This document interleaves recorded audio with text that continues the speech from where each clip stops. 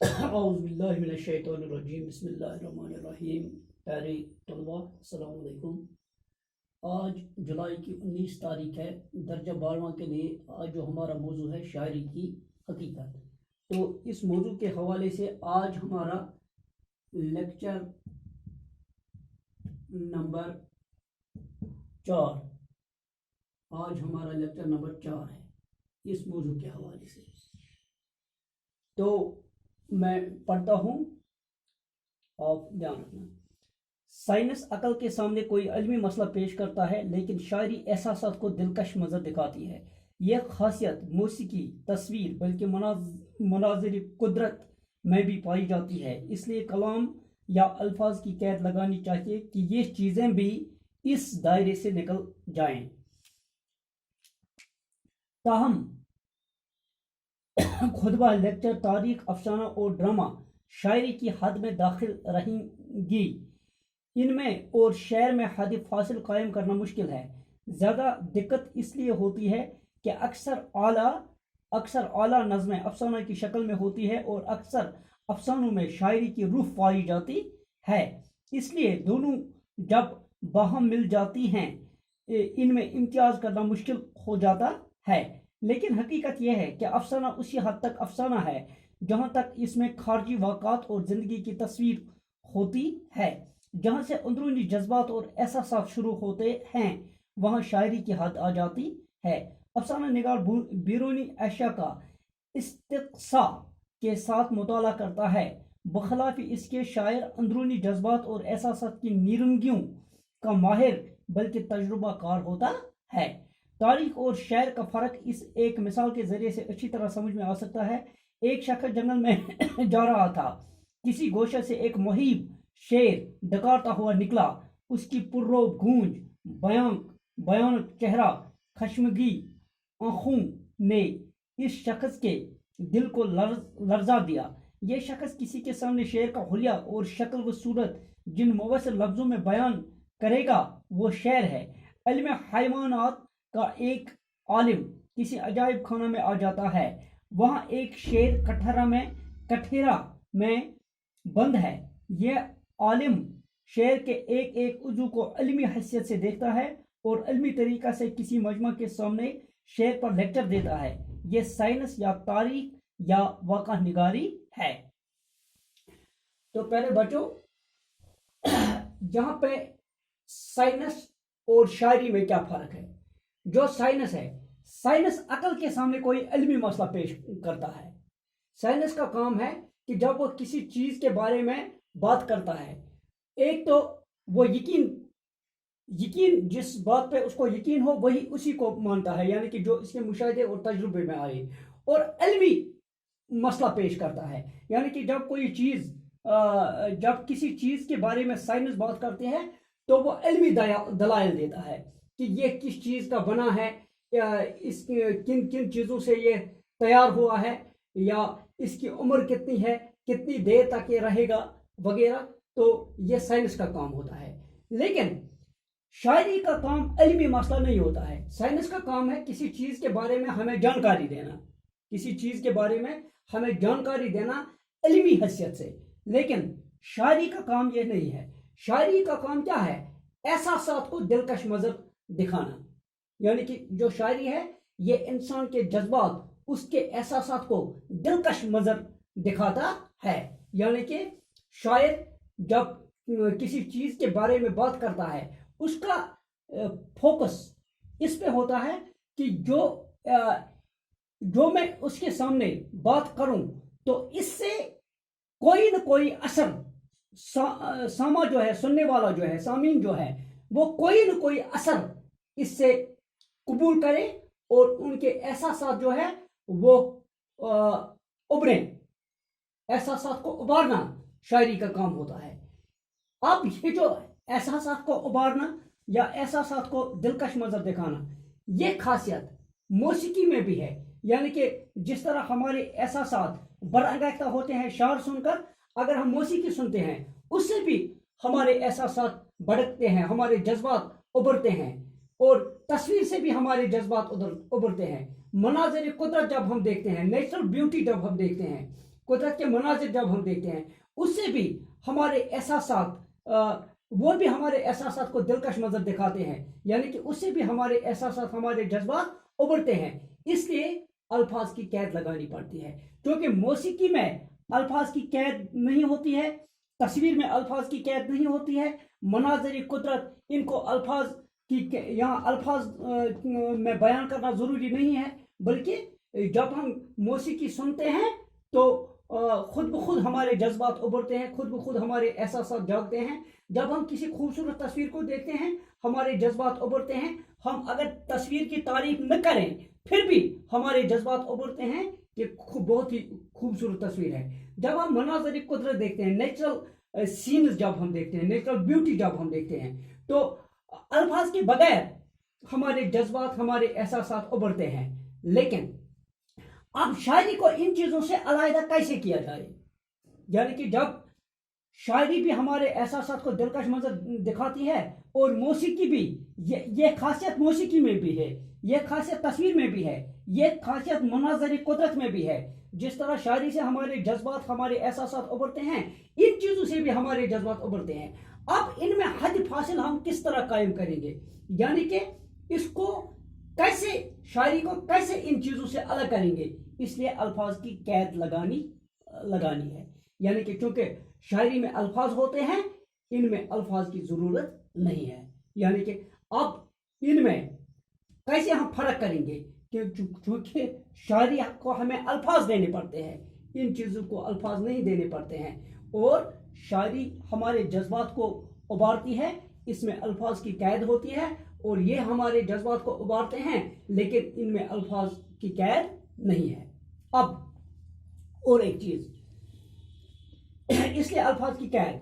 अब अगर हम देखेंगे खुतबा, जब जुमा के मौके पे कोई मौलवी साहब खुतबा देता है, या कोई लेक्चर देता है, किसी चीज़ पर कोई लेक्चर देता है, या जो अफसाना है, या तारीख जो है, हिस्ट्री जिसको हम बोलते हैं, और ड्रामा जो है, शायरी की हद में दाखिल, ये चीज़ें सब शायरी की हद में दाखिल। क्योंकि जब कोई खुतबा देता है, जब कोई लेक्चर देता है, वो भी हमारे जज्बात को उबारता है। जब मौलवी साहब वाज करता है, लेक्चर देता है, तो वो हमारे जज्बात को उबारता है। अगर शायरी भी हमारे जज्बात को उबारती है, और तारीख का वाक़ा कोई पेश करता है, हमारी आंखें नम हो जाती है, हमारी आंखों से आंसू बहते हैं जब कोई तारीख का वाक़ा पेश करता है हमारे सामने। या तो हमें खुशी के जज्बात उभरते हैं, या गम के जज्बात उभरते हैं। और ड्रामा, जब हम ड्रामा देखते हैं, हम देखते हैं कोई कैरेक्टर ऐसा होता है जिसके साथ जुल्म ज्यादती होती है, तो हमारे जज्बात उभरते हैं, हमारी आंखों से आंसू की लड़ी जारी होती है, तो आंसू निकल आते हैं आंखों से। तो ये भी फिर शायरी की हद में दाखिल होती है। अब इनमें और शायर में हद फासिल कायम करना मुश्किल काम है कि इनमें क्या फर्क है। अब जब लेक्चर भी उबारता है जज्बात को, अफसाना भी, तारीख भी, ड्रामा भी और शायरी भी, अब क्या फर्क है, तो ये इस फर्क को वाज़ह करना, ये इसमें हद फासिल कायम करना, ये ज़रा मुश्किल है। और ज़्यादा दिक्कत उस वक्त होती है कि जो आला नज़में हैं, बड़ी आला नज़में जो है, वो अफसाना की शक्ल में शोरा लोगों ने लिखी है। लेकिन हकीकत यह है कि अब जब ऐसी नज़में हैं जो अफसाना की शक्ल में लिखी गई है, तो जब अफसाना और शायरी ये आपस में इस तरह मिल जाते हैं कि फिर इनमें फ़र्क वाज़ह करना मुश्किल हो जाता है। लेकिन हकीकत यह है कि अफसाना उसी हद तक अफसाना है जब तक इसमें खारजी वाक़ात और ज़िंदगी की तस्वीर होती है। ये जो अफसाना निगार होता है, ये ज़्यादा खारजी चीज़ों पे बात करता है। खारजी मतलब है बिरूनी, एक का मतलब है अंदरूनी, यानी कि जो हमारे दिल पर क्या असर होता है, हमारे दिल की क्या कैफियत है, वो शायरी का काम है। उस दिल की कैफियत को बयान करना, या जज्बात को उबारना, या कोई असर कबूल करवाना, ये शायरी का काम है। तो अफसाना निगार भी यही करता है। लेकिन अफसाना तब तक अफसाना है जब तक इसमें खारजी वाक़ात हो, बिरूनी वाक़ात हो, यानी कि हमारे समाज में क्या हो रहा है, हमारे समाज में क्या उतार चढ़ाव है, अमीर और गरीब की कश्मकश के बारे में हो, या सरमायादार और गैर सरमायादार इसकी जो लड़ाई है, या जो सियासी یہ ہم بولتے ہیں اتار چڑھاؤ ہے، اس پر جب افسانہ نگار لکھتا ہے، یا جہیز جو ہے، شراب نوشی جو ہے، ڈرگ ایڈکشن جو ہے، اس پر جب افسانہ نگار لکھتا ہے، جب تک وہ خارجی واقعات اس میں پیش کرتا ہے، بیرونی واقعات پیش کرتا ہے، تب تک یہ افسانہ ہے. اور جب تک وہ داخلی کیفیت، جہاں سے اندرونی جذبات اور احساسات شروع ہو جاتے ہیں، اگر اس افسانے کے پڑھنے سے ہمارے اندرونی جذبات اور احساسات بڑکنے شروع ہو جاتے ہیں، ابھرنے شروع ہو جاتے ہیں، تو پھر یہ افسانہ کی قید سے نکل آتا ہے، وہاں سے شاعری کی حد آ جاتی ہے. اور اب کیا پتہ چلتا ہے؟ اب یہی پتہ چلتا ہے کہ شاعری جو ہے، اس کا تعلق ہمارے اندرونی، ہمارے دل کی کیفیت سے ہے، اس کا تعلق ہمارے جذبات سے ہے، اس کا تعلق ہمارے احساسات سے ہے، بلکہ اس کا تعلق ہماری داخلیت سے ہے، اس کا تعلق ہماری داخلیت سے ہے. خارجیت کا تعلق افسانے سے ہے. خارجیت کا مطلب ہے بیرونی، داخلیت کا مطلب ہے اندرونی. افسانہ نگار بیرونی اشیاء کا استقصا کے ساتھ مطالعہ کرتا ہے. جو افسانہ نگار ہوتا ہے، یہ بیرونی اشیاء کا، یعنی کہ جو ہماری ایک تو ہماری اندر کی دنیا ہے، دل کی دنیا ہے، اور باقی جو ہماری دنیا جس میں ہم رہتے ہیں، افسانہ نگار کا کام کیا ہے؟ یہ بیرونی اشیاء کا استقصا کے ساتھ، یعنی کہ یہ کافی کوشش کے ساتھ، سخت، استقصا کا مطلب ہے سخت کوشش کے ساتھ مطالعہ کرتا ہے بیرونی اشیاء کا، یعنی کہ جن کا تعلق ہماری اندر کی دنیا سے نہیں ہے، دل کی دنیا سے نہیں ہے، بلکہ جو ہمارے سماج میں جن سے ہمیں واسطہ رہتا ہے. بخلاف اس کے، شاعری جذبات اور احساسات کی نیروی کا باہر ہوتا ہے. جو شاعر ہوتا ہے، یہ ہمارے اندرونی جذبات اور ہمارے جو اندرونی احساسات ہوتے ہیں، ان کو ابھارنے میں یہ ماہر ہوتا ہے. اس کا کام ہے ہمارے اندرونی کیفیت کو بدلنا، ہماری اندرونی ہماری جو داخلیت ہے، اس پر کوئی اثر ڈالنا، اور ہمارے جذبات کو بھڑکانا، ہمارے جذبات کو ابھارنا، یہ اس کا کام ہے. اب مختصراً میں اور دو باتیں کرتا ہوں. تاریخ اور شعر کا فرق ایک مثال کے ذریعے. اب جو تاریخ ہے، ہسٹری جو ہے، تاریخ اور شعر میں کیا فرق ہے؟ تاریخ اور شعر کا فرق اس طرح سے ہے. سپوز ایک انسان یہ جنگل میں جا رہا تھا، اچانک وہاں سے ایک مہیب، ہیبت ناک، خوفناک شیر ڈکارتا ہوا جنگل سے نکلا.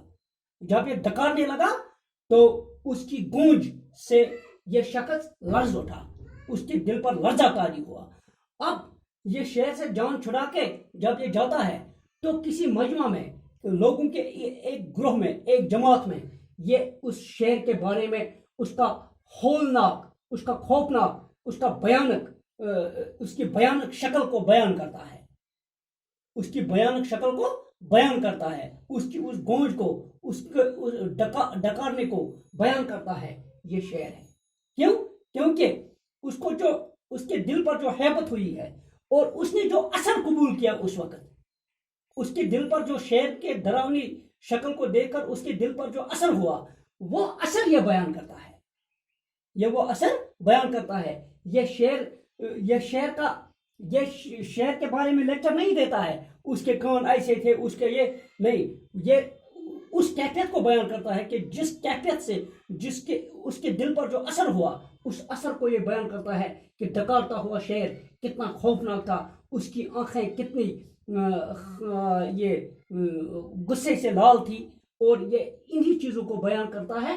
اس کو شعر کہتے ہیں، کیونکہ اس نے شعر کو دیکھ کر جو اثر اس نے قبول کیا، اس اثر کو یہ بیان کرتا ہے. اس کے برعکس اگر علم حیوانات کا کوئی عالم، علم حیوانات جو حیوانوں کا علم رکھتا ہو، علم حیوانات کا کوئی عالم اگر عجائب گھر میں جائے گا، عجائب گھر کا مطلب ہے زو، چڑیا گھر جس کو ہم بولتے ہیں، اگر وہ وہاں جاتا ہے، وہاں پہ یہی کوئی ایک شیر کٹہرے میں بند ہے، وہاں کٹہرے میں شیر کو بند کیا ہے، وہاں پہ یہ جو علم حیوانات کا عالم ہے، یہ وہاں پہ شیر کو دیکھے گا، اس کے ایک ایک عضو کا مطالعہ کرے گا.